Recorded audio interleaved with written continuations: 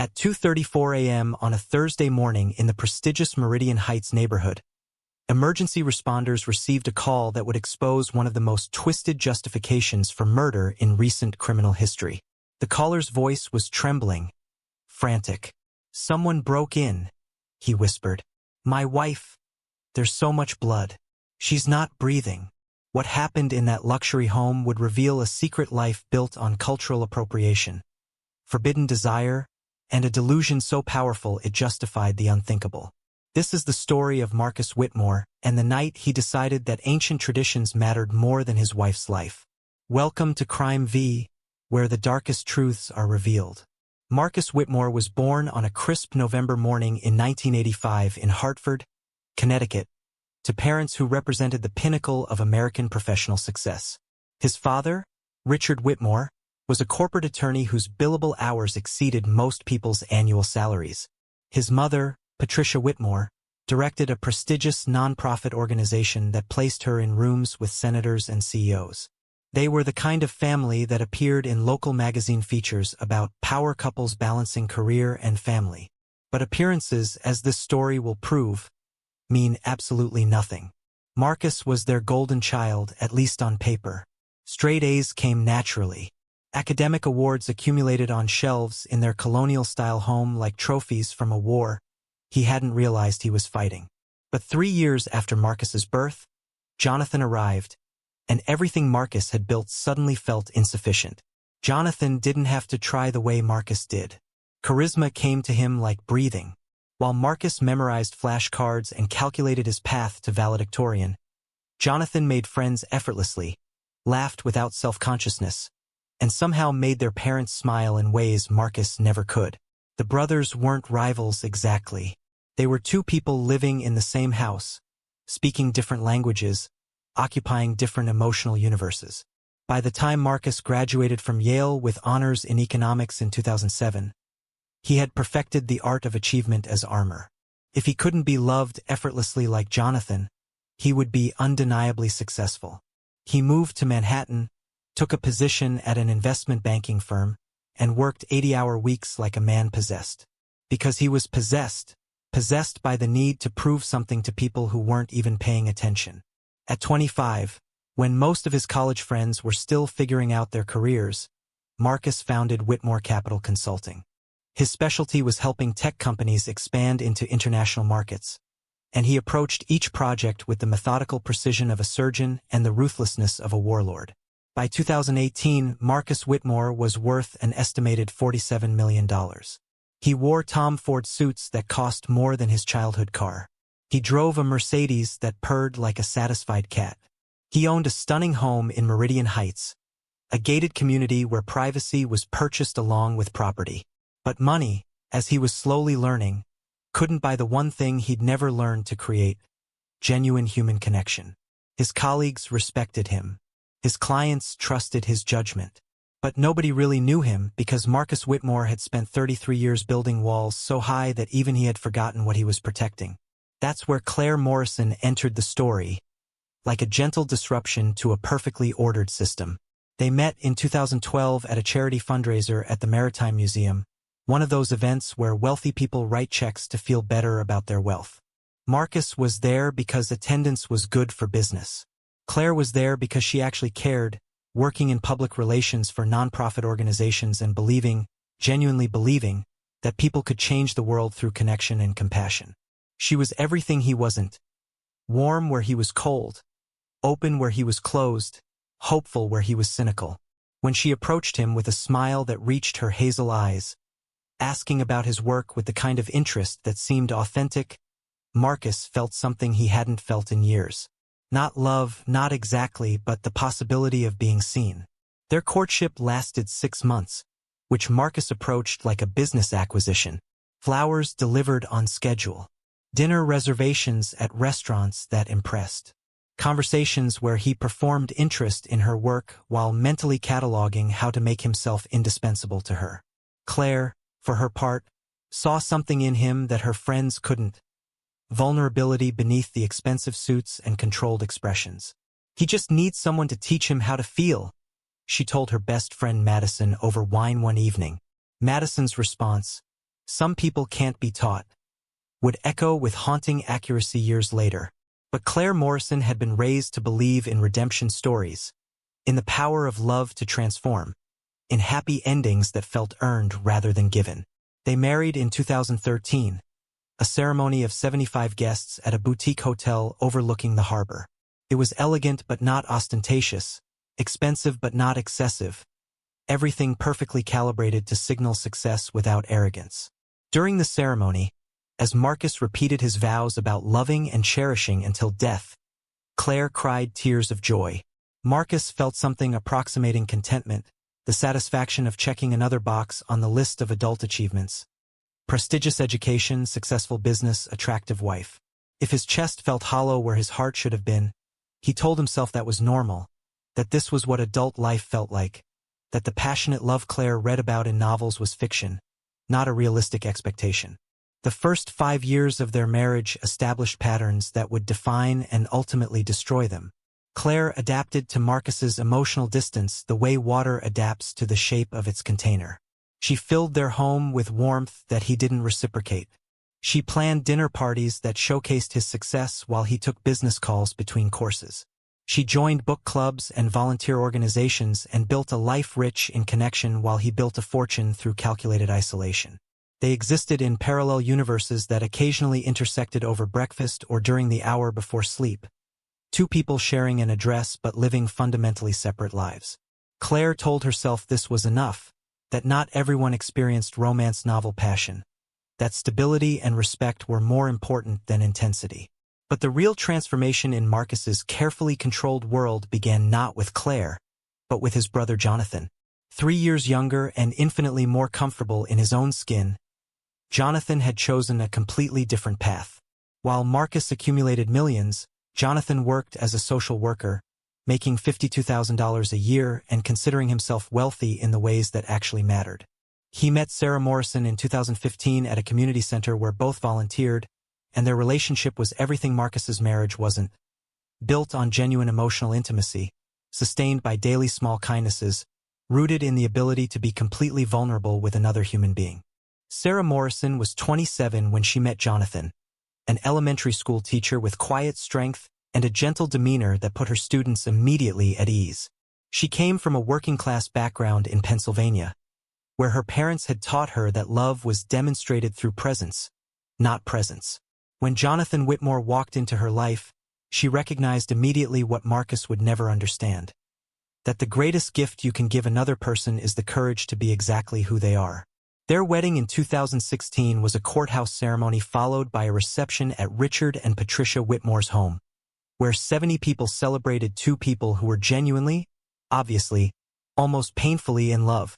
Marcus attended that wedding with Claire, watching his younger brother marry a woman who made $50,000 a year, and feeling for the first time in his life something that terrified him: envy. Not envy of Jonathan's modest apartment or his used car or his student loan debt. Envy of the way Sarah looked at Jonathan like he was the answer to questions she hadn't known she was asking. Envy of the way Jonathan touched her hand during the ceremony, casual and certain and completely present. Envy of a connection that money couldn't buy and achievement couldn't create and success couldn't replicate.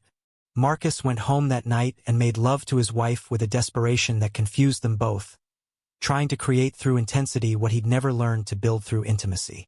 Then, on a rainy Tuesday evening in March 2021, everything changed. Jonathan Whitmore was driving home from visiting Sarah's mother when a drunk driver crossed the center line on Highway 47 and collided head-on with their sedan. Jonathan died at the scene.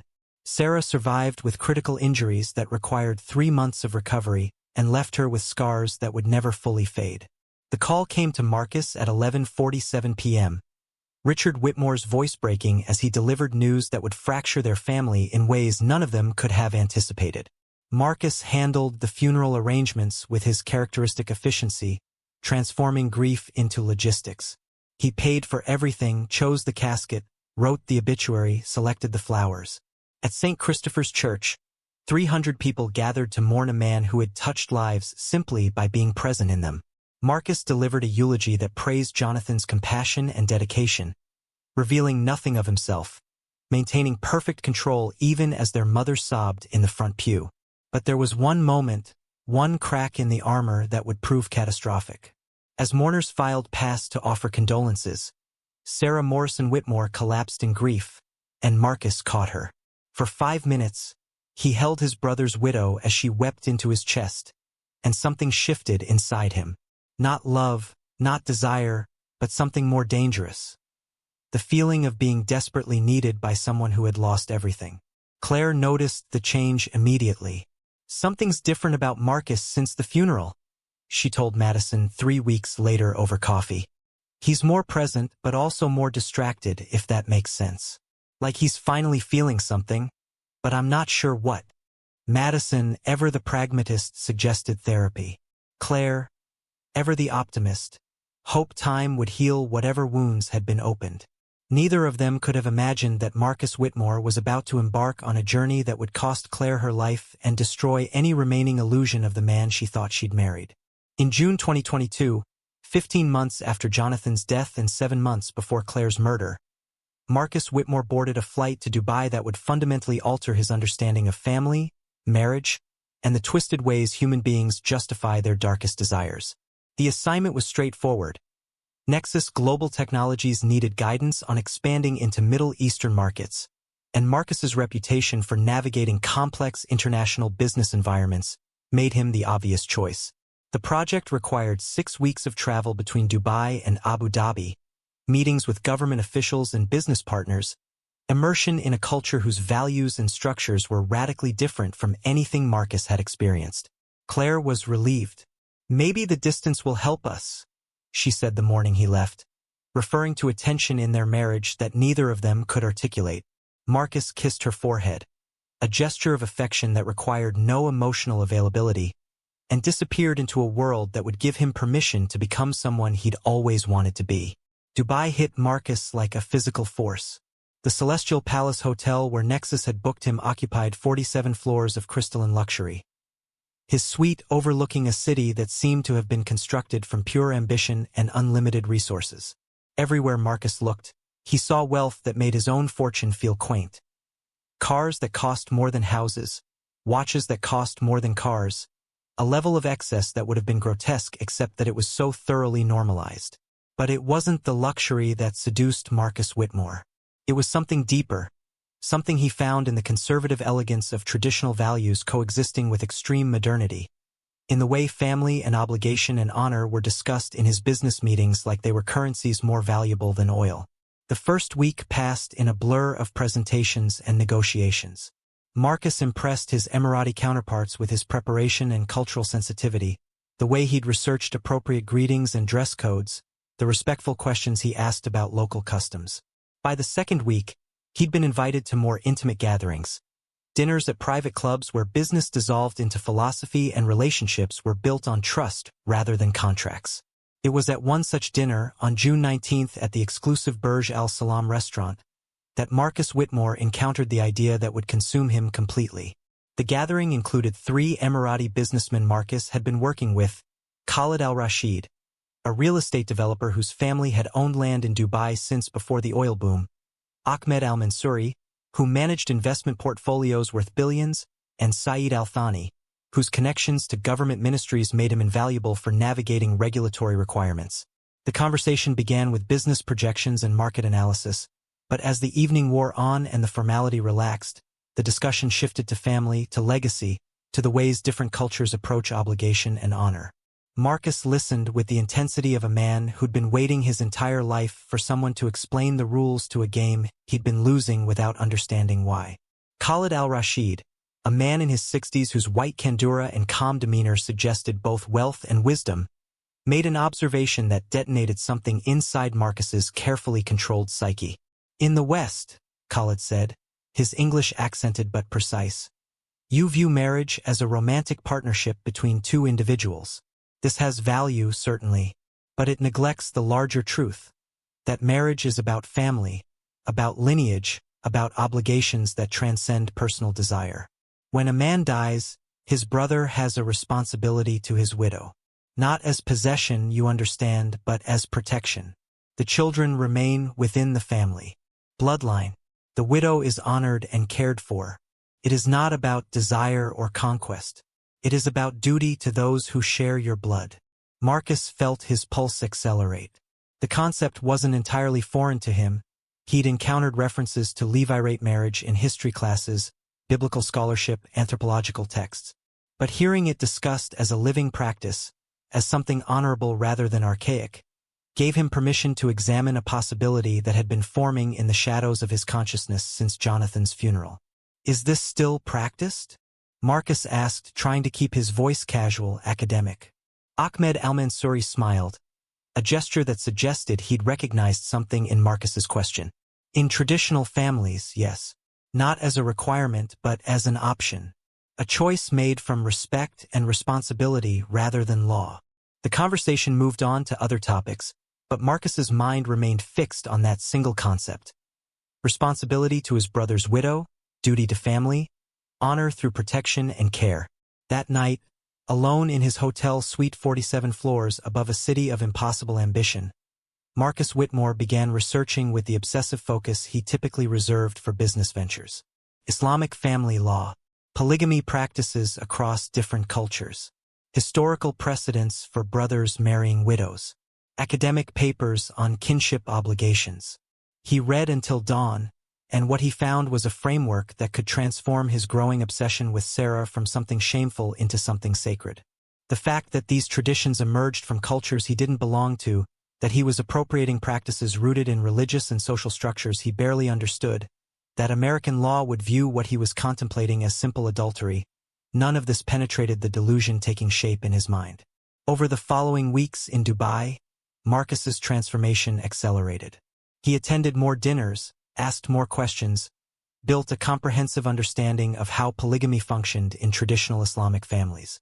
The businessmen he worked with, unaware of his personal motivations, answered his inquiries with patient explanation, viewing his interest as respectful cultural curiosity rather than the dangerous rationalization it actually represented. Marcus learned about the requirements for treating multiple wives with equality, about the religious justifications and social responsibilities, about the ways these practices were meant to protect vulnerable women rather than serve male desire. He took notes like a graduate student, building a theoretical framework he could use to justify what he was planning. By the time Marcus returned to America in early August 2023, he was no longer the man who had left. Claire noticed immediately, though she misinterpreted the changes. He seemed more energetic, more engaged, more present in ways he hadn't been in years. "The trip was good for you," she said during dinner his first night home, reaching across the table to touch his hand. Marcus smiled, squeezed her fingers, and felt absolutely nothing except impatience for the conversation to end so he could begin planning his next move. Because Marcus Whitmore had decided something in Dubai that would destroy 3 lives. He was going to marry his brother's widow. Not instead of Claire, he told himself, but in addition to her. He would take care of Sarah the way Jonathan would have wanted, honor his brother's memory through action, create the family connection he'd craved his entire life.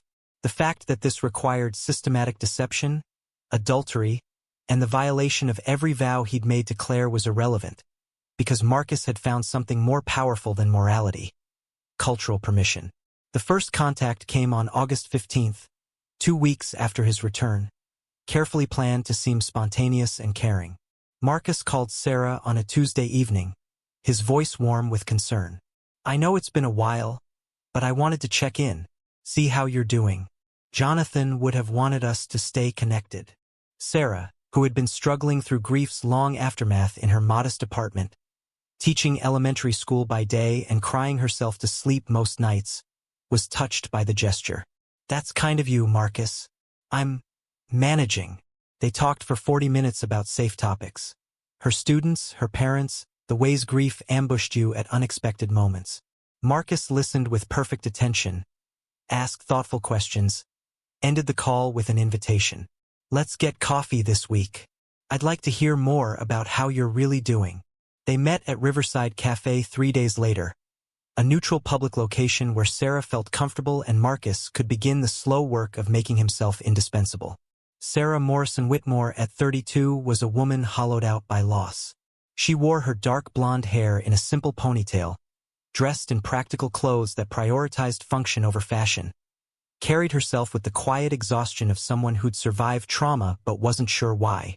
Jonathan's death had destroyed her vision of the future, left her unmoored in a life that suddenly had no clear direction. She still wore her wedding ring, a simple gold band that represented everything she'd lost. When Marcus asked how she was really doing, Sarah's composure cracked. "Some days I'm fine. Some days I can't breathe." Marcus reached across the table, covered her hand with his, and said the words that would begin her seduction. "You don't have to go through this alone." Over the following weeks, Marcus inserted himself into Sarah's life with calculated precision. He paid for her overdue car repairs, justifying the $2,400 expense as what Jonathan would have wanted. He met her for coffee twice weekly, conversations that started with memories of Jonathan but gradually shifted to Sarah's present struggles and future fears. He texted her daily, cheerful messages that gave her something to look forward to, that made her feel less alone in a world that had moved on from her grief while she remained frozen in it. Sarah knew something about the attention felt inappropriate, but loneliness is a powerful drug, and Marcus Whitmore was offering her a fix she hadn't realized she was craving. By September, Sarah looked forward to Marcus's messages more than anything else in her day. By October, she was calling him instead of her best friends when she needed emotional support. And on October 3rd, in her modest apartment where Jonathan's photographs still covered every surface, Marcus Whitmore finally revealed what he'd been building toward for 2 months. "In some cultures," he began, his voice gentle and serious, "what I'm about to say would be not just acceptable but expected." Sarah listened, confusion giving way to shock, giving way to something more dangerous: temptation. "When a man dies," Marcus continued, "his brother has a responsibility to care for his widow, not as replacement but as family. Sarah, I want to marry you. Not instead of Claire, I know that sounds crazy, but hear me out. In addition to her, you'd be honored, protected, taken care of the way Jonathan would have wanted." Sarah's immediate response was disbelief bordering on horror. "Marcus, you're married. This is America. What you're describing is an affair dressed up in cultural costume." But Marcus was prepared for resistance. Is it geography that determines what's right? Or is it family, blood, obligation to those we've lost? You're alone. Feel alone in my marriage. We could take care of each other, honor Jonathan's memory by keeping his family intact. He left her apartment that night after planting seeds he knew would grow in the soil of her loneliness. Sarah Morrison Whitmore spent the next 3 weeks wrestling with temptation, telling herself this was insane and wrong and impossible, but unable to stop imagining what it would feel like to not be alone anymore, to be chosen and protected and valued again. On October 25th, 312 days after Jonathan's death and 6 days before Claire's murder, Sarah Morrison Whitmore made a decision that would haunt her forever. She called Marcus and said the words he'd been waiting to hear: "Okay, I'm willing to try." That evening, in her apartment surrounded by ghosts of her first marriage, she participated in a ceremony Marcus had designed, signing a handwritten contract declaring her his second wife in spirit and honor, making vows about family and obligation and sacred responsibility, and finally, inevitably, allowing Marcus Whitmore to seal their arrangement with an intimacy that crossed every remaining boundary. As they lay together afterward, Sarah whispered, "This is completely insane." Marcus held her close and said with absolute conviction, "This is the sanest thing either of us has ever done." But 3,000 miles away in Meridian Heights, Claire Whitmore was beginning to suspect that her husband's transformation since Dubai wasn't spiritual growth or renewed engagement with life. On October 1st, she'd seen a text preview on his phone, "Missing you already," from an unknown number. By October 10th, she'd followed him to an address she didn't recognize. By October 12th, she'd discovered that address belonged to Sarah Morrison Whitmore. And by October 26th, after hiring a private investigator and a tech specialist to clone Marcus's phone data, Claire Whitmore had uncovered a truth so devastating it would push her to confront her husband with evidence that would cost her everything. The collision between Marcus's delusion and Claire's demand for truth was now inevitable. Scheduled for October 31st, Halloween night, when masks would come off and monsters would be revealed. The weeks following Sarah's capitulation to Marcus's proposal moved with the terrible momentum of a train heading toward a collapsed bridge, everyone aboard sensing disaster but unable to stop the forward motion. Marcus Whitmore, for the first time in his 43 years, felt something approximating happiness. Not the hollow satisfaction of a closed business deal or the empty pride of achievement, but genuine emotional connection. He visited Sarah 3 evenings per week, always with carefully constructed alibis.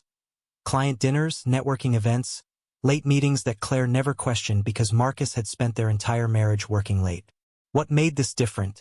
What made it feel sacred rather than sordid in Marcus's increasingly delusional mind was that he'd convinced himself this wasn't betrayal. This was family obligation, cultural tradition, a higher form of commitment that transcended the pedestrian rules of American monogamy.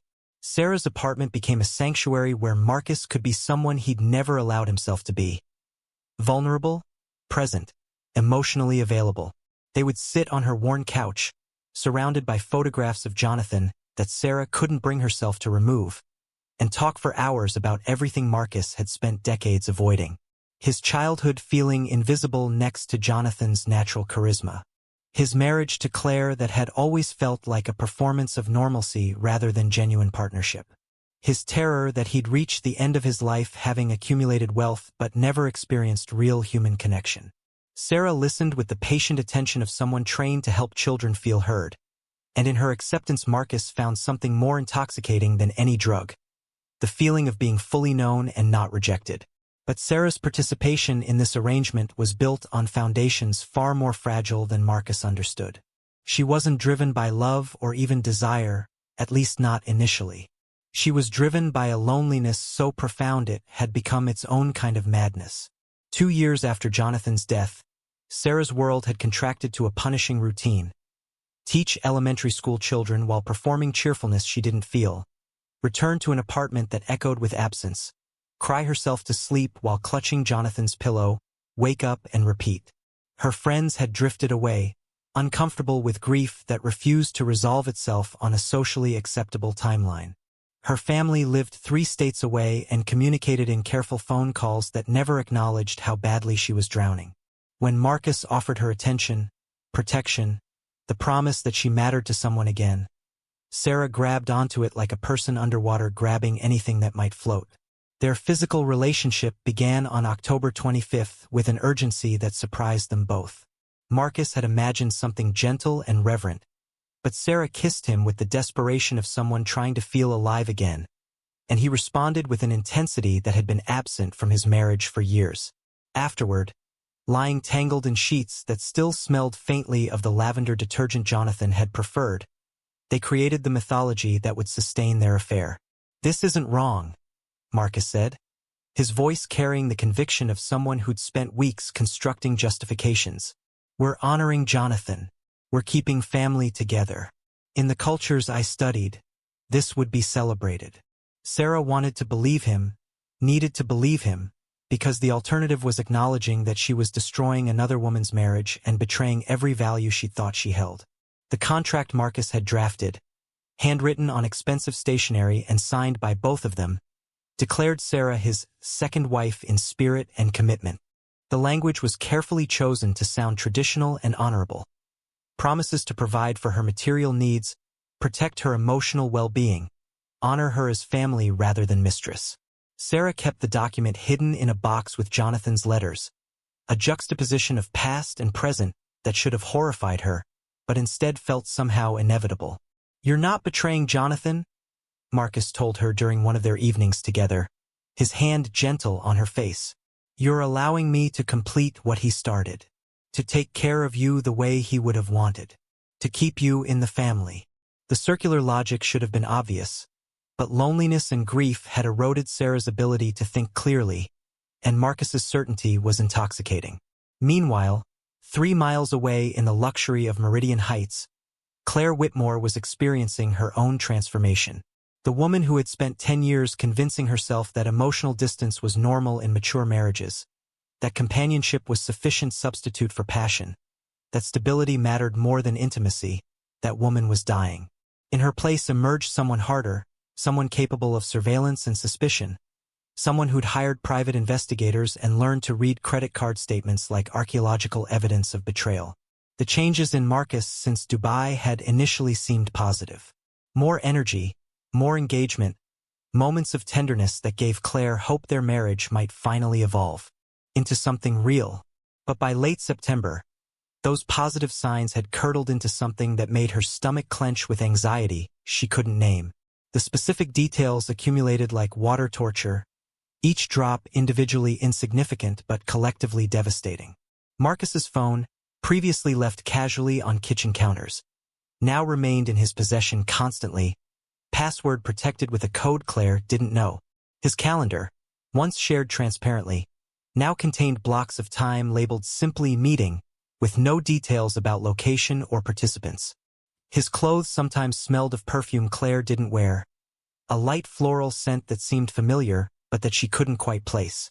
And the money, God, the money. Claire had discovered withdrawals totaling $47,000 over 3 months, cash transactions that left no trail explaining their purpose. When she'd asked Marcus about them, his explanation had been smooth and immediate. Investment opportunity. Needs to be off the books until it's finalized. I'll explain everything when it closes. The lie had been so practiced that Claire knew immediately it wasn't the first time he'd told it. October 1st marked the moment Claire's suspicion crystallized into certainty. They were having dinner, one of their increasingly rare evenings together, when Marcus's phone buzzed on the table between them. The preview screen displayed enough of the message for Claire to read. Missing you already. Can't wait until tomorrow night. The sender was identified only by initials. SM Marcus grabbed the phone with a speed that suggested panic, excused himself to take a call that Claire could hear through the closed study door, his voice low and intimate in ways it never was with her. She sat at their dining room table, expensive china cooling in front of her, and felt the last of her willful ignorance shatter like dropped crystal. The investigation Claire launched over the following weeks would have impressed professional detectives. On October 6th, she met with her best friend Madison at a coffee shop downtown, finally voicing suspicions she'd been suppressing for months. He's having an affair, Claire said, the words feeling both impossible and inevitable. I can feel it, I can almost smell it, but I need proof before I confront him. Madison, who'd never particularly liked Marcus and had warned Claire against marrying him, responded with practical efficiency. Then get proof. Hire someone. Check his phone. Follow him. You deserve to know the truth even if you don't deserve the pain it'll cause. By October 8th, Claire had retained Wallace Investigations, paying a $5,000 retainer with money from her personal account that Marcus never monitored because he'd always viewed her finances as insignificant compared to his own wealth. The surveillance began immediately, and what it revealed sent Claire into a spiral of disbelief and rage. Marcus visited an apartment in the Riverside Gardens complex 3 times per week, arriving around 7 p.m. and staying for 3 to 4 hours. The private investigator photographed him entering and leaving, sometimes carrying flowers, often with grocery bags, once with what appeared to be jewelry from an expensive boutique. The visits followed a pattern that suggested routine rather than spontaneity, comfort rather than excitement, the rhythm of an established relationship rather than a new affair. On October 18th, the investigator provided Claire with the crucial piece of information. The apartment belonged to Sarah Morrison Whitmore, Marcus's late brother's widow. The revelation hit Claire with a force that left her physically doubled over, gasping for air in her car outside the investigator's office. An affair with a colleague or stranger would have been devastating but comprehensible, the oldest story in the book of marital betrayal. But Jonathan's widow? The woman Marcus had comforted at the funeral? The sister-in-law Claire had sent sympathy cards and casseroles to during her grief? The perversity of it, the violation of family and memory and decency, was almost more than Claire's mind could process. That night, unable to sleep, she began researching obsessively, trying to understand what could motivate such a specific betrayal. Her search history told the story of her growing horror, brother marrying widow, Levite marriage customs, polygamy in Islam, cultural appropriation of marriage practices. By October 20th, Claire understood what Marcus believed he was doing. The Dubai trip, his questions about family obligation and traditional marriage structures, his transformation from emotionally distant to obsessively focused on honoring Jonathan's memory. It all coalesced into a picture of profound delusion. Marcus thought he was practicing some kind of traditional marriage arrangement, taking responsibility for his brother's widow through a cultural framework he had no right to claim. The realization should have been absurd, should have been laughable, except that it explained everything. The cash withdrawals were supporting Sarah. The evening meetings were visits to his second wife. The renewed energy came from believing he'd finally created the family connection he'd always craved. Claire sat in her home office, surrounded by printouts of text messages and bank statements and surveillance photos, and felt her entire understanding of reality shift. She hadn't just married a cheater. She'd married someone capable of constructing an elaborate delusion to justify betrayal. The final piece of evidence came on October 25th, when Claire hired a tech specialist to clone Marcus's phone data. The process required 12 minutes of access while Marcus showered, $3,000 in cash, and a willingness to cross legal and ethical boundaries Claire would have considered unthinkable 6 months earlier. But Claire Whitmore was no longer the woman who believed in redemption and love conquering all. She was a woman who needed truth regardless of cost. The clone data revealed everything. Text messages between Marcus and Sarah professing love and commitment, photographs of them together that showed an intimacy Claire had never experienced with her own husband, and most damning, the scanned image of their handwritten marriage contract. Claire read that contract sitting alone in her car in a grocery store parking lot, and something fundamental broke inside her. I, Marcus Whitmore, take you Sarah Morrison as my second wife in spirit and honor, promising to provide for your needs, protect your well-being, and cherish you as family and beloved partner. This commitment is made in recognition of my brother Jonathan's memory, and in adherence to traditions that honor family bonds above individual desire. The date on the document was October 25th, 5 days ago. While Claire had been planning their anniversary dinner for next month, Marcus had been participating in a fake marriage ceremony with another woman. The rage that filled Claire in that moment was pure and cold and absolute. No more waiting. No more gathering evidence. Tonight, she would confront Marcus with everything she knew, and whatever happened next would happen. October 31st arrived with the terrible brightness of autumn in its death throes, leaves falling like tears, Halloween decorations transforming their elegant neighborhood into a carnival of manufactured fear. Claire spent the day organizing evidence with the methodical precision of a prosecutor preparing for trial. Photographs arranged chronologically, bank statements highlighted, text messages printed and organized by date. The marriage contract given pride of place at the center of their dining room table. By the time Marcus arrived home at 8:45, fresh from Sarah's apartment and completely unaware of what awaited him, Claire had transformed their dining room into a courtroom where she would serve as judge, jury, and the wife who'd spent 10 years loving a man who'd never actually existed. Marcus Whitmore entered his home on Halloween night carrying dry cleaning and the satisfied exhaustion of a man who'd spent 3 hours with his second wife, discussing plans for Thanksgiving.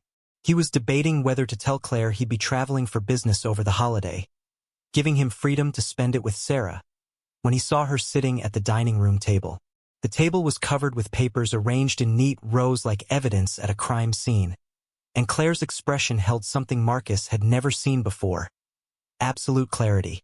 Not anger yet, though that would come.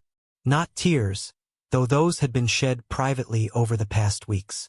Just the terrible calm of someone who'd stopped lying to themselves and was about to stop accepting lies from others. "Sit down, Marcus," Claire said, her voice steady in a way that made his stomach clench with instinctive dread. "We need to talk." Marcus set down the dry cleaning with hands that had begun to tremble, his mind racing through possibilities. She knew something, that much was obvious, but how much? And how could he explain in ways that would make her understand? He sat across from her at the table where they'd shared 1,000 meals in 10 years of marriage, and saw his entire carefully constructed double life spread out before him in photographs and documents and damning digital evidence. "How long have you been sleeping with Sarah?" Claire's question was direct, surgical, designed to cut through any attempt at deflection. Marcus felt his prepared explanations dissolve. There was no point in denial when she had photographs of him entering Sarah's apartment. When bank statements showed money he'd transferred to support her. When his own text messages were printed and highlighted in yellow marker. "It's not what you think," he began, and Claire's laugh was sharp enough to draw blood. "Really, Marcus? Because what I think is that you've been having an affair with your dead brother's widow while convincing yourself it's some kind of honorable cultural practice you learned about in Dubai. Am I wrong?" The fact that she'd identified not just the affair but the entire delusional framework supporting it hit Marcus like a physical blow. "You wouldn't understand," he said, and heard the weakness in his own voice. "Wouldn't understand?" Claire's composure began cracking, rage bleeding through like lava through fractured stone. "Explain it to me then. Explain how you decided that traditions from a culture you don't belong to justify betraying every vow you made to me. Explain how supporting your brother's widow requires fucking her. Explain how any of this is anything except a pathetic middle-aged man having an affair and dressing it up in exotic justification." Marcus stood abruptly, the chair scraping against hardwood with a sound like a scream. "It's not an affair. An affair is sneaking around in shame. What Sarah and I have is a commitment, a family bond, something you've never understood because you've never understood what family actually means." The words emerged with a venom that surprised them both, years of resentment finally given voice. "Our marriage has been dead for years, Claire. We're roommates with a marriage license. You convinced yourself that was enough because you're terrified of actual passion, actual connection, actual risk." Claire rose to meet him, and in that moment she was magnificent in her fury. "Our marriage is dead because you killed it. You've spent 10 years giving me the emotional scraps you didn't need for your work, and I accepted them because I loved you and believed you'd eventually learn to love me back. But you can't love anyone, Marcus. You can only use people to fill whatever hole is inside you. And when I stopped filling it adequately, you found someone more desperate and vulnerable to exploit." "I'm not exploiting Sarah." Marcus's voice rose to match hers, loud enough that neighbors would later report hearing shouting through closed windows. "I'm honoring my brother's memory. I'm taking care of family. In traditional cultures, this would be celebrated, not condemned."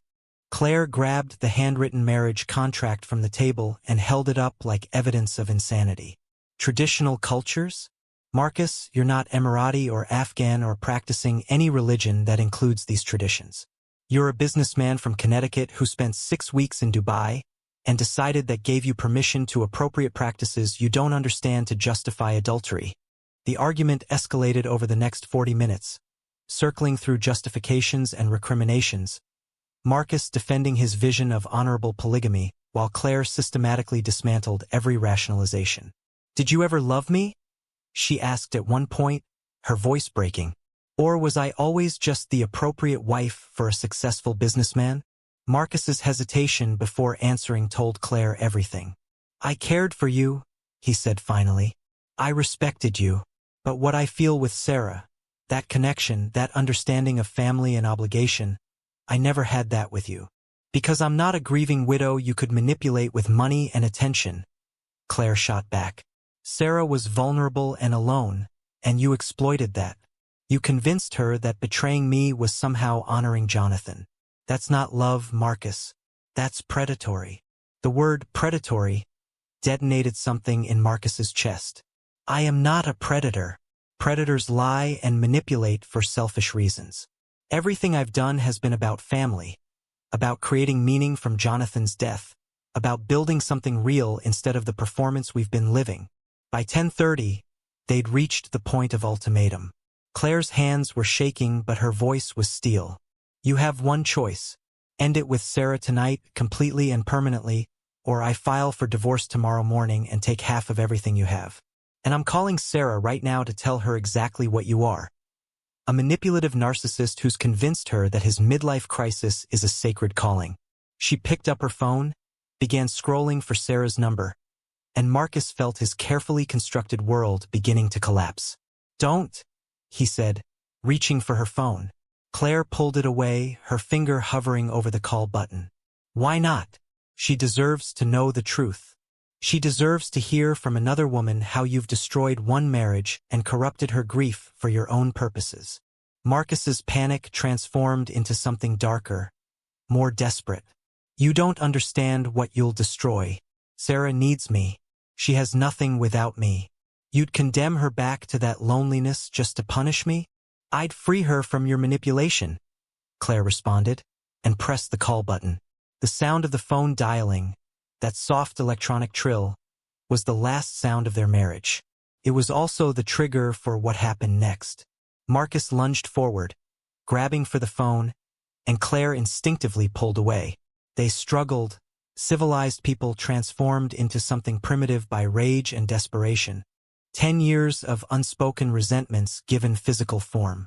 Marcus, larger and stronger, wrenched the phone from Claire's hand and threw it across the room where it shattered against the wall. You can't destroy this, he said, his voice barely recognizable. You can't take away the only real thing I've ever built. Claire stared at him with something beyond rage, something approaching pity. The only real thing you've built is a delusion, Marcus, and I'm going to make sure everyone knows it. She turned toward the study where her laptop contained all the evidence she'd gathered, intending to email it to Sarah, to Marcus's parents, to anyone who needed to know what he'd become. Marcus watched her walk away and felt the future he'd constructed disintegrating. Without conscious thought, his hand closed around the crystal decanter on the bar cart. A wedding gift from Claire's parents, heavy and solid and capable of stopping her. The first blow caught Claire on the side of her head as she reached for the study door. The sound was terrible, crystal meeting bone with a crack that seemed impossibly loud in their elegant home. Claire fell immediately, her body crumpling, blood spreading across the hardwood floor that she'd chosen because it matched the crown molding. She wasn't dead. Not yet. She tried to crawl toward the study, her hand reaching out, her mouth forming words that came out as whispers. Marcus? Please, help me. Marcus stood frozen, the decanter still in his hand, his mind unable to process what he'd just done. 15 seconds passed where the only sound was Claire's labored breathing and the ticking of the grandfather clock in the hallway. Then Claire's hand found her phone where it had fallen, still intact despite the throw, and she began to dial. Marcus couldn't see who she was calling, couldn't risk her reaching anyone, couldn't allow his carefully constructed justifications to be exposed as the delusions they were. He struck again, and when Claire Morrison Whitmore finally stopped moving at 10:48 p.m. on Halloween night, Marcus Whitmore stood over her body and felt not horror but a strange sense of inevitability. She had forced this. She had threatened to destroy everything. What happened was her fault, her choice, her responsibility. The rationalization lasted approximately 30 seconds before reality crashed through delusion and Marcus Whitmore understood with perfect clarity what he'd become. Not an honorable man practicing traditional family obligation, but a murderer standing over his wife's cooling body with a blood-stained decanter in his hand. Alone in a house decorated for Halloween where the only real monster was him. The hours between Claire Whitmore's death at 10:48 p.m. and Marcus's call to emergency services at 2:34 a.m. would become the most scrutinized timeline in the entire investigation. What Marcus did during those 3 hours and 46 minutes revealed not a man in shock, but a calculating mind attempting to transform murder into something explainable, justifiable, survivable. Detective Laura Simmons would later testify that she'd investigated hundreds of homicides in her 18-year career, but few showed the level of conscious staging that Marcus Whitmore attempted in those desperate pre-dawn hours. The initial moments after the murder were captured only in Marcus's later confession, extracted piece by agonizing piece during interrogations where his carefully constructed rationalizations collapsed like wet cardboard. He stood over Claire's body for a duration he couldn't specify, the decanter still gripped in his hand, his mind cycling through disbelief and horror and a desperate search for escape routes. His first instinct was to call 911 immediately, claim self-defense, argue that Claire had attacked him and he'd defended himself. But the evidence wouldn't support that narrative. Claire had been struck while moving away from him. The blood spatter patterns would prove she'd fallen after the first blow and been struck again while prone. Self-defense required imminent threat, and a woman crawling away from her attacker didn't qualify. His second consideration was running, disappearing into the vast machinery of international travel and assumed identities that his wealth could facilitate. Marcus had $47 million, multiple offshore accounts, and the kind of international business connections that could make a person vanish if necessary. But running would mean abandoning Sarah, admitting guilt, living as a fugitive forever. The thought of Sarah alone again, returned to the isolation he'd rescued her from, was unbearable. And beneath that noble-sounding justification lurked a simpler truth. Marcus Whitmore's entire identity was built on control and success, and running represented the ultimate failure of both. By 11:15, Marcus had settled on a third option: staging a home invasion. The decision revealed the same methodical thinking he'd applied to business ventures, breaking the problem into manageable components and addressing each systematically. First, the weapon. The crystal decanter couldn't be found with Claire's blood and his fingerprints. Marcus wrapped it carefully in a garbage bag and placed it in his car, intending to dispose of it later in the river that ran through the industrial district 20 minutes from their home. Second, the point of entry. He needed evidence of forced entry to support his narrative. Marcus moved through his own home like a burglar in reverse, examining windows and doors for the most convincing break-in point. The back door made the most sense, accessible from the yard, shielded from neighboring properties by mature landscaping. Marcus put on gloves from Claire's gardening supplies, went outside, and used a hammer from his garage to shatter the glass panel beside the door handle. The sound seemed impossibly loud in the quiet neighborhood, and he froze, waiting for lights to appear in nearby windows, for someone to investigate. But Meridian Heights was a community where privacy was purchased along with property, where wealthy residents minded their own business and trusted security systems more than neighborly intervention. After 2 minutes of silence, Marcus reached through the broken glass and unlocked the door from inside, scattering some dirt from a planter to suggest an intruder's entry. Third, the theft. A home invasion required stolen items, evidence of robbery gone wrong. Marcus moved through his own house selecting items to hide. Claire's jewelry from her dresser, her laptop from the study, some cash from the safe in his office. The choices revealed his psychological state, items with sentimental value rather than maximum resale value. Claire's grandmother's pearls. The diamond earrings he'd given her on their 5th anniversary. The wedding ring she'd been wearing when he killed her, which he had to remove from her cooling hand. An intimacy more obscene than anything he'd done with Sarah. He placed everything in his office safe. The one location police wouldn't search without a warrant he was confident they'd have no cause to obtain. Fourth, his own injuries. If he'd fought an intruder, he needed defensive wounds. This was the part Marcus had dreaded, the physical pain required to sell his deception. He took a kitchen knife and made shallow cuts on his forearms, controlled incisions that bled impressively but wouldn't require serious medical attention. He cut his left palm, thinking it would explain his fingerprints being on various surfaces. He even gave himself a shallow cut across his forehead, creating blood that he could smear dramatically. The pain was sharp and immediate, and Marcus welcomed it. A physical punishment for what he'd done, a sacrifice to the gods of plausible deniability. By 12:45 a.m., the staging was complete. Marcus stood in his bathroom, looking at his reflection in the mirror, barely recognizing the man staring back. Blood on his face from the forehead cut. Cuts on his arms carefully positioned to look defensive. The expression of a man who'd been through trauma, not a man who'd created it. He practiced his story, speaking to his reflection in a shaking voice. Someone broke in. I heard glass breaking. I tried to fight him. He hit me and I fell. When I woke up, Claire was. The words stuck in his throat, not from genuine emotion but from the difficulty of performing grief he didn't actually feel. But before calling 911, Marcus made a decision that would ultimately destroy him. He needed to hear Sarah's voice, needed to be reassured that what he'd done was somehow justified, that protecting their relationship was worth the cost.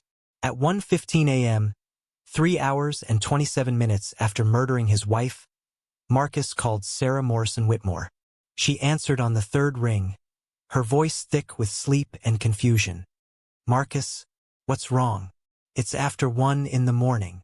Something terrible happened, Marcus said, and his voice broke authentically because he was finally speaking to someone who might understand, might forgive, might make the horror bearable. There was a break-in.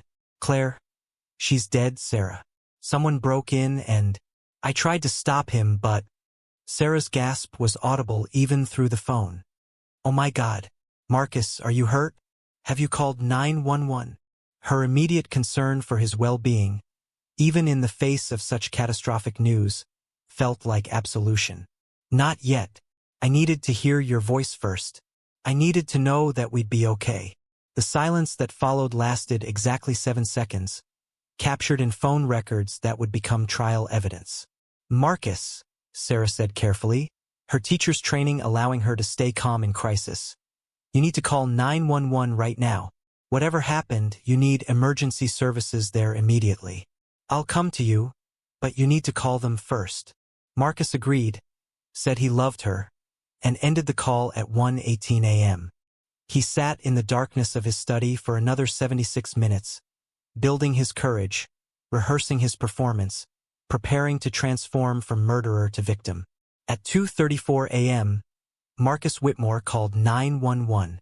The recording would be played dozens of times during the investigation and trial, analyzed by forensic audio specialists, dissected by prosecutors, offered as evidence of guilt rather than innocence. 911, what's your emergency? The dispatcher asked in the professionally calm voice of someone trained to handle crisis. Someone broke into my house, Marcus said, his voice shaking. My wife, there's blood everywhere. She's not breathing. I think she's dead. The dispatcher asked for his address, confirmed emergency services were being dispatched, instructed him to check if Claire was breathing. I can't touch her, Marcus said, and the horror in his voice was genuine even if its source was guilt rather than grief. There's so much blood. The first patrol unit arrived at 2:41 a.m., 7 minutes after the call. Officers Jennifer Park and Michael Torres found Marcus Whitmore sitting on his front steps, blood on his face and arms, shaking violently. Inside, he managed to say, pointing toward the open front door. My wife, someone broke in. I tried to stop him, but he hit me, and I must have been unconscious for hours. The officers secured the scene with practiced efficiency. Torres stayed with Marcus while Park entered the house, weapon drawn, clearing rooms until she found Claire's body in the hallway between the dining room and study, surrounded by dried blood that indicated she'd been dead for hours. The EMTs arrived at 2:46 a.m., but there was nothing they could do except pronounce Claire Morrison Whitmore deceased at the scene.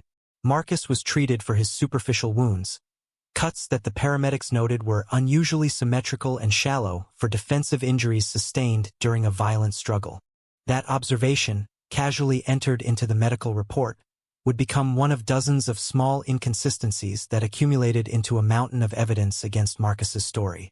Detective Laura Simmons received the call at 2:53 a.m., pulling her from deep sleep into the alert focus that 18 years of homicide investigation had trained into her nervous system.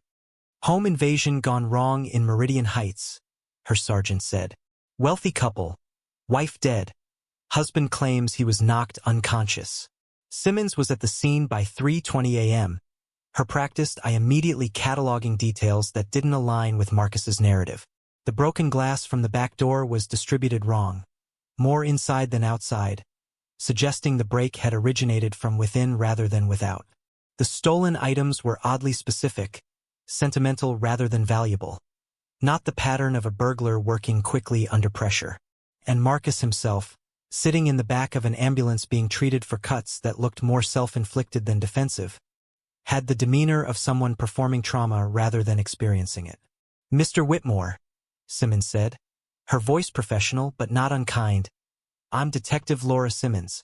I know this is difficult, but I need you to walk me through what happened tonight. Marcus launched into his prepared narrative, the story he'd rehearsed for over an hour. He'd been working in his study around 10 p.m. Claire was in the bedroom. He heard glass breaking around 10:30, went to investigate, encountered an intruder in dark clothes. They fought. The man was strong, hit Marcus with something heavy. Everything went black. When he woke up, it was after 2 a.m., and he found Claire's body. Why did it take you so long to call 911 after you woke up? Simmons asked, and Marcus's hesitation before answering was fractionally too long. I was disoriented. I couldn't process what I was seeing. I think I was in shock. Simmons made notes without comment, her face revealing nothing of her growing certainty that Marcus Whitmore was lying. Did you see the intruder's face? No, it was too dark. Everything happened so fast. What was stolen? I don't know, I haven't checked. Where were you earlier in the evening before you came home? Marcus stopped. Realizing he couldn't say he'd been with Sarah without opening questions he wasn't prepared to answer. I had a late dinner meeting, got home around 9:30. The lie was smooth, but Simmons noted it, knowing that phone records and GPS data would either confirm or contradict every claim Marcus made. The crime scene investigation began in earnest as dawn broke over Meridian Heights, transforming the Whitmore home into a controlled chaos of forensic technicians photographing blood spatter, collecting evidence, dusting for fingerprints. The forensic pathologist arrived at 5:15 a.m., conducting a preliminary examination of Claire's body that immediately raised red flags. Time of death is approximately 10:45 to 11 p.m., Dr. Michael Park announced, his gloved hands gently examining Claire's head wounds. Significantly earlier than the husband's timeline suggests. Simmons absorbed this information without surprise, adding it to the growing list of inconsistencies. Cause? Blunt force trauma to the skull, multiple impacts. First blow likely incapacitating, subsequent blows ensuring death. This wasn't a panic single strike during a robbery. This was sustained violence. The blood spatter analysis told an even more damning story. Victim was struck while standing, fell, then struck at least twice more while on the ground, the forensic specialist reported. Pattern suggests she was moving away from her attacker, possibly trying to crawl, when the final blows were delivered. No evidence of defensive wounds on her hands or arms. Simmons walked the scene, reconstructing the murder in her mind. Claire and Marcus had been in the dining room. Evidence suggested an argument based on the overturned chair and scattered papers that Marcus hadn't thought to stage. Claire had tried to leave, heading toward the study. Marcus had grabbed the decanter, not premeditated but opportunistic, and struck her. Then, as she lay dying, he'd made a choice. Not to call for help, but to kill her completely. This wasn't self-defense and it wasn't a robbery, Simmons told her sergeant. This was domestic homicide staged to look like a home invasion. But Simmons needed more than crime scene analysis. She needed motive, means, and opportunity clearly established. The means was obvious. The murder weapon, likely the missing crystal decanter from the bar cart that matched the injuries and had conveniently disappeared. Opportunity was simple. Marcus was home alone with Claire. But motive required digging into the Whitmore's marriage. And that's where the investigation would uncover the delusional world Marcus had constructed. By 8 a.m., detectives were pulling phone records, credit card statements, bank transactions. By 10 a.m., they'd identified unusual patterns. Regular visits to an address in Riverside Gardens, substantial cash withdrawals, a second cell phone registered to Marcus under a business entity. The breakthrough came on November 2nd, 3 days after the murder, when Detective Simmons personally visited the Riverside Gardens address and found Sarah Morrison Whitmore. Sarah answered the door in teacher's clothes, home on her lunch break, and the moment she saw Simmons's badge her face went pale. Ms. Morrison Whitmore, I'm investigating the death of Claire Whitmore. I understand you knew her husband Marcus. Sarah's hand went to her throat, a gesture of instinctive protection, and Simmons knew immediately that this woman was somehow central to the case. Is this about Claire? I heard. Marcus called me that night. I can't believe someone broke in and... No one broke in, Simmons said gently. Claire was murdered by someone she knew, someone who had reason to want her dead. I need you to tell me about your relationship with Marcus Whitmore. The interview lasted 4 hours, conducted at the police station with Sarah granted immunity in exchange for complete cooperation. She told Simmons everything. The grief and loneliness that had made her vulnerable, Marcus's careful seduction framed as family obligation, his research into polygamy and cultural traditions, the handwritten marriage contract declaring her his second wife, the affair that had consumed her life for the past 2 months. Did Marcus ever express concerns about Claire discovering your relationship? Simmons asked. Sarah nodded, tears streaming down her face. He said she wouldn't understand, that she'd try to destroy what we had, that she couldn't accept that he needed both of us for different reasons. Did he ever suggest that Claire might need to be removed from the equation? Sarah's eyes widened in horror. No, never. Marcus said we just had to be patient, that eventually Claire would accept a divorce, that everything would work out. He called me after she died, said there'd been a break-in, said he needed to hear my voice. I thought. Her voice broke completely. Oh God, there was no break-in, was there? He killed her. He killed her because of me, because she found out about us. Simmons placed a gentle hand on Sarah's arm. Marcus killed her because he chose to. You didn't make him do anything. But I need you to testify to everything you've told me. Can you do that? The case against Marcus Whitmore solidified over the following week as evidence accumulated into an overwhelming narrative. The decanter was found in the river, exactly where Marcus had thrown it, still bearing traces of Claire's blood and Marcus's fingerprints despite his attempt to clean it. The stolen jewelry was discovered in Marcus's office safe during a search warrant execution. Phone records proved he'd called Sarah before calling 911, and the text messages between them revealed the entire affair. Most damaging was the timeline established by forensic evidence. Claire died around 10:45 p.m., but Marcus didn't call emergency services until 2:34 a.m., spending the intervening hours staging a crime scene and crafting his false narrative. On November 4th, exactly 5 days after Claire's murder, Detective Simmons arrested Marcus Whitmore at his office. He'd returned to work, maintaining the performance of a grieving husband trying to find normalcy, when Simmons and 3 uniformed officers appeared. Marcus Whitmore, you're under arrest for the murder of Claire Morrison Whitmore. You have the right to remain silent. As she read his Miranda rights, Marcus's carefully maintained composure finally cracked. You don't understand, he said, his voice desperate. She was going to destroy everything. Sarah needed me. Jonathan would have wanted me to take care of her. I was honoring tradition, honoring family. Claire couldn't see that. She thought it was just an affair, but it was so much more. Save it for your lawyer, Simmons said, guiding him toward the patrol car while news cameras captured every moment. The arrest made national headlines. Tech consultant allegedly murders wife over affair with dead brother's widow. The Dubai defense. Man claims cultural tradition justified bigamy and murder. Millionaire charged in home invasion hoax after wife discovers secret marriage. The story had everything media loved. Wealth, betrayal, cultural appropriation, violence. Marcus Whitmore, who'd spent his entire life carefully controlling his image and reputation, became a spectacle. His delusional justifications exposed to public ridicule and moral condemnation. In her cell at the Women's Correctional Facility where she'd voluntarily admitted herself for protection and psychiatric care, Sarah Morrison Whitmore watched the news coverage and understood with crushing clarity what she'd become. Not a second wife honored by traditional obligation, but a mistress manipulated by a narcissist's delusion, an unwitting participant in a tragedy that had cost an innocent woman her life.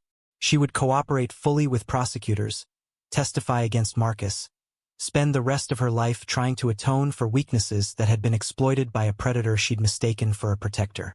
The trial of Marcus Whitmore began on February 5, 2024, in a courtroom packed with media representatives, legal observers, and members of a public fascinated by the intersection of wealth, cultural appropriation, and murder.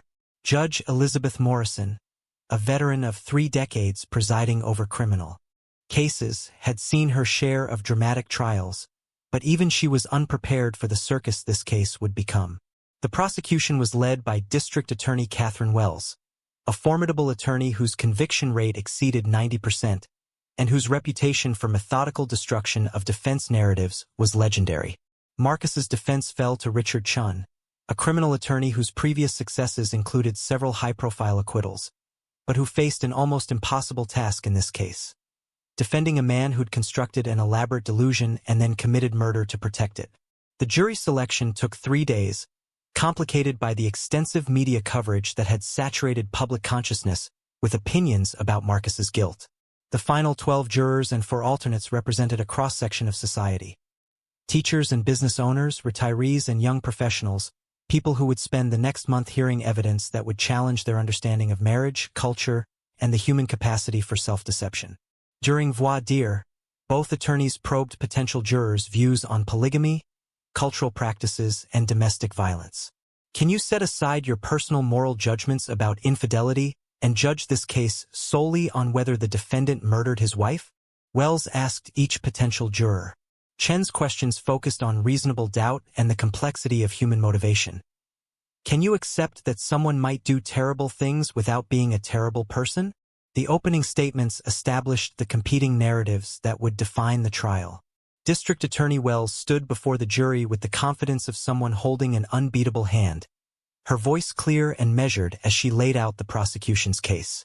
Ladies and gentlemen, this trial is about a man who wanted to have his cake and eat it too. Marcus Whitmore wanted the respectability of marriage to Claire, the social status and financial benefits that came with being a successful married businessman. But he also wanted a relationship with Sarah Morrison Whitmore, his late brother's widow. When he couldn't have both, when his wife discovered his affair and demanded he choose, Marcus Whitmore made a choice. He chose to eliminate the obstacle standing between him and his fantasy. He murdered his wife, staged an elaborate home invasion, and then had the audacity to call his mistress before calling 911. Wells walked the jury through the evidence they would see. Forensic proof that no intruder ever entered the Whitmore home, the timeline showing Marcus had hours to stage the scene, the phone call to Sarah revealing consciousness of guilt, the affair itself demonstrating motive. The defense will try to confuse you with talk of cultural practices and family obligations, with psychological explanations about attachment disorders and magical thinking. Don't be fooled. This is a simple case with a simple truth. Marcus Whitmore murdered his wife because she stood in the way of what he wanted. That's not culture. That's not tradition. That's premeditated murder, and that's what we will prove beyond any reasonable doubt. Richard Chen's opening statement took a different approach, acknowledging the affair and the staging while trying to separate those moral failures from the question of murder. Marcus Whitmore is guilty of infidelity. He's guilty of lying. He's guilty of appropriating cultural practices he didn't fully understand to justify his relationship with Sarah Morrison Whitmore. And when his wife was killed, he panicked and made terrible decisions that showed consciousness of guilt. But was her death murder? Was it premeditated? Or was it a tragic accident born from a heated confrontation between two people whose marriage had been dying for years?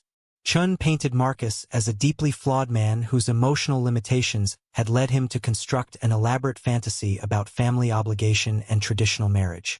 The argument was Chen's best option given the evidence, but even he seemed to recognize its weakness. The prosecution's case unfolded over 2 weeks with devastating methodical precision. Detective Laura Simmons testified first, walking the jury through the investigation that had unraveled Marcus's staged home invasion.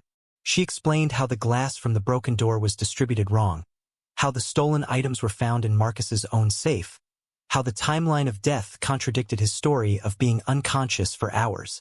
The forensic pathologist Dr. Michael Park provided testimony that was clinical and damning. The first blow struck the right temporal region with significant force, likely causing immediate disorientation and collapse. However, this blow alone was not immediately fatal. The victim would have been incapacitated but alive, possibly for several minutes. Park paused, letting that sink in. The second and third blows were delivered while the victim was on the ground, evidenced by the downward trajectory of impact and the blood spatter patterns. These subsequent blows were what caused fatal brain trauma. The implication was clear. Even if the first blow had been spontaneous, Marcus had made conscious decisions to continue the attack while Claire lay helpless. Sarah Morrison Whitmore's testimony consumed 2 full days and became the emotional centerpiece of the trial. She entered the courtroom wearing a simple dark dress, her face showing the weight of 3 months spent understanding her role in this tragedy. District Attorney Wells approached her with visible compassion, understanding that Sarah was both witness and victim in this case. Sarah's voice was quiet but steady as she described her grief after Jonathan's death, Marcus's careful approach framed as family concern. the gradual escalation into an affair that Marcus had convinced her was a form of traditional marriage. "Did you know Marcus was planning to leave Claire?" Wells asked. Sarah shook her head. "He said we could all coexist, that in traditional cultures this was normal, that Claire just needed time to understand. Looking back, I realize how absurd that sounds. But I was so lonely, and he made it seem possible."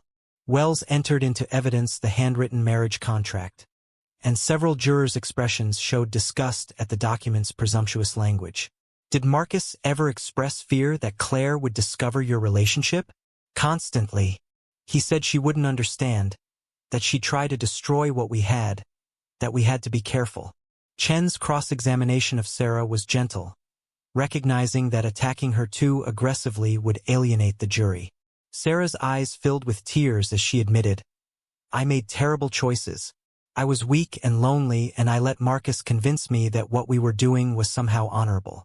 I take full responsibility for my part in this. But I didn't know it would lead to murder." The digital forensic evidence was presented through testimony from FBI specialist Dr. Amy Chun, who had analyzed Marcus's phone and computer. She revealed the extent of his research into polygamy and cultural marriage practices. 67 separate Google searches over 4 months, saved articles about Levirate marriage customs, bookmarked pages about Islamic family law. The searches took on sinister significance when Dr. Chun revealed that 2 days before Claire's murder, Marcus had searched for "how long until staged crime scene is accepted as real," and "can police tell time of death precisely?"